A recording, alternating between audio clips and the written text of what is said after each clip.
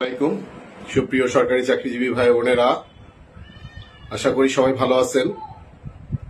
আজকে 2025-26 সালের যে বাজেট বক্তৃতা প্রদান করলেন মাননীয় অর্থ উপদেষ্টা, সে বাজেট বক্তৃতায় তিনি সরকারি কর্মচারীদের কথা উল্লেখ করেছেন যে 2015 সাল থেকে এখন পর্যন্ত সরকারি কর্মচারীদের জন্য কোনো পে স্কেল বরাদ্দ না হওয়ার কারণে এইবারের বাজেটে বিশেষ বরাদ্দ রাখা হয়েছে সরকারি কর্মচারীদের জন্য। অর্থাৎ সরকারি কর্মচারীদের যে সাধারণ বেতন ভাতা খাতে বরাদ্দ থাকে, সেই বরাদ্দের অতিরিক্ত বিশেষ একটি বরাদ্দ প্রদান করা হয়েছে, যেই বরাদ্দের মাধ্যমে মহার্ঘ ভাতা প্রদান করা হবে। প্রিয় ভাই বোনেরা, আপনারা অনেকেই এই বিশেষ বরাদ্দের বিষয়টিকে না বুঝতে পেরে বিভিন্নভাবে মন্তব্য করছেন। আসলে বিশেষ বরাদ্দটাই হচ্ছে মহার্ঘ ভাতার জন্য বরাদ্দ। আর আপনারা জানেন ইতিমধ্যেই মহার্ঘ ভাতার একটি কমিটি গঠিত হয়েছিল, যে কমিটি মহার্ঘ ভাতার জন্য কাজ করেছে এবং এই কমিটির মাধ্যমেই মহার্ঘ ভাতার প্রজ্ঞাপন হবে। এই কমিটি যে প্রস্তাব করবে সেই প্রস্তাব অনুযায়ী সেটি উপদেষ্টা পরিষদে পাশ হবে এবং তখন মহার্ঘ ভাতার প্রজ্ঞাপন হবে।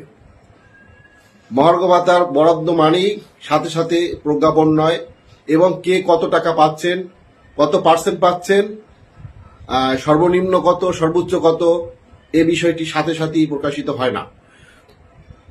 আগের যে আমাদের গত অর্থ বছরের যে বাজেট ছিল, সেখানে কথা ছিল যে সংশোধিত বাজেটে মহার্ঘ ভাতার জন্য বরাদ্দ রাখা হবে, কিন্তু সংশোধিত বাজেটে মহার্ঘ ভাতার বরাদ্দ না রাখার কারণে তখন এই প্রজ্ঞাপনটি জারি করা সম্ভব হয়নি এবং সরকার তখন মহার্ঘ ভাতা প্রদান থেকে সরে এসেছিল। এখন আগে বরাদ্দ দিয়েছে, এই বরাদ্দের পরে মহার্ঘ ভাতার যে কমিটি আছে, সেই কমিটি মহার্ঘ ভাতা নিয়ে কাজ করবে এবং তাদের প্রস্তাবনা উপদেষ্টা পরিষদে প্রেরণ করবেন এবং উপদেষ্টা পরিষদে এই প্রস্তাবনা পাশ হওয়ার পরে মহার্ঘ ভাতার প্রজ্ঞাপন জারি হবে। তাই অযথা কে কত পাচ্ছেন, কবে থেকে পাচ্ছেন, সর্বনিম্ন কত, সর্বোচ্চ কত, আপনারা পাচ্ছেন কিনা, এই বিষয়গুলো এখনো যা আসছে এগুলো সম্পূর্ণটাই ভুয়া, ফেক। শুধুমাত্র ভিউ বাড়ানোর জন্য এগুলো নিয়ে কথাবার্তা বলছে। মহার্ঘ ভাতার বরাদ্দ বাজেটে দেওয়া মানে এই নয় যে মহার্ঘ ভাতা কার্যকর হয়ে গেছে। মহার্ঘ ভাতা কার্যকরের জন্য অবশ্যই এই মহার্ঘ ভাতা কমিটিকে প্রস্তাব উপদেষ্টা পরিষদে প্রেরণ করতে হবে এবং উপদেষ্টা পরিষদে পাশের পরেই এটা একটি প্রজ্ঞাপন হবে।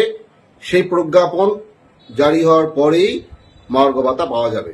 তাই আপনারা বিভ্রান্ত না হয়ে একটু ধৈর্য ধরে অপেক্ষা করুন।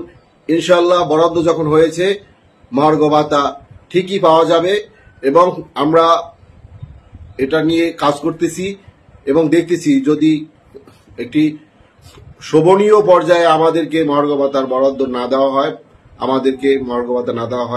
তাহলে আমরা এ বিষয়ে প্রতিবাদ জানাবো, আমরা কাজ করব এবং দরকার হলে মহার্ঘ ভাতাকে আমরা প্রত্যাখ্যান করব। তো সে পর্যন্ত সবাই ভালো থাকুন, সুস্থ থাকুন, ধৈর্য ধরে অপেক্ষা করুন।